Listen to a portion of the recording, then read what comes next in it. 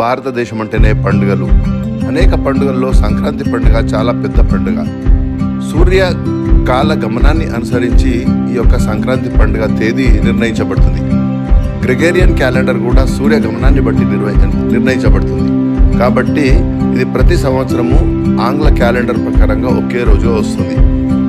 మిగతా పండుగలన్నీ కూడా చంద్రమాన కాలాన్ని అనుసరించి నిర్ణయించబడతాయి. సంక్రాంతి పండుగ జమ్మూ కాశ్మీర్ నుండి కన్యాకుమారి వరకు నిర్వహించుకునే పండుగ. 3 రోజులు ఘనంగా నిర్వహించుకుంటాం.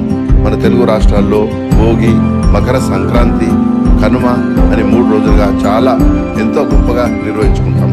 ఈ యొక్క సంక్రాంతి పండుగను వివిధ రాష్ట్రాల్లో ఏ విధంగా పిలుస్తారని మనం ఒకసారి చూసినట్టయితే జమ్మూ కాశ్మీర్లో శిశు సంక్రాంత్ లోహిరి అని పిలుస్తారు. పంజాబ్లో లోహిరి మాఘీ అని, హర్యానాలో సంక్రాంత్ అని, రాజస్థాన్ మధ్యప్రదేశ్లో మకర సంక్రాంతి సంక్రాంత్ అని, గుజరాత్లో ఉత్తరాయణ్ అని, మహారాష్ట్ర, ఛత్తీస్గఢ్, గోవా, కర్ణాటక ఈ రాష్ట్రాల్లో మకర సంక్రాంతి అని, కేరళలో మకర్ విలక్కు అని, తమిళనాడులో తాయ్ పొంగల్ అని, తెలంగాణ, ఆంధ్రప్రదేశ్లో మకర సంక్రాంతి పెద్ద పండుగ అని, అదేవిధంగా ఒడిశాలో మకర సంక్రాంతి అని, బీహార్, జార్ఖండ్లో మకర సంక్రాంతి తుసు అని, వెస్ట్ బెంగాల్లో పౌష్ సంక్రాంతి మకర సంక్రాంతి అని, మేఘాలయాలో బిహు సంక్రాంతి అని, అండమాన్ నికోబార్ దీవులలో మకర సంక్రాంతి అని, త్రిపురలో పౌష్ సంక్రాంతి అని, నాగాలాండ్లో మకర సంక్రాంతి అని, మణిపూర్లో తిలా సంక్రాంతి అని, మిజోరంలో బిహు అని, అరుణాచల్ ప్రదేశ్లో మకర సంక్రాంతి బిహు అని,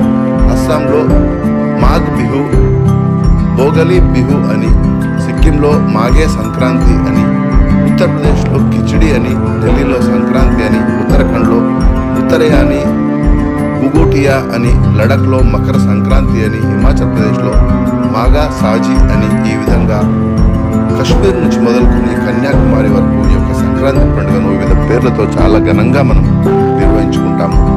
సంక్రాంతి తర్వాత వచ్చే కాలాన్ని ఉత్తరాయణము అంటాము. అది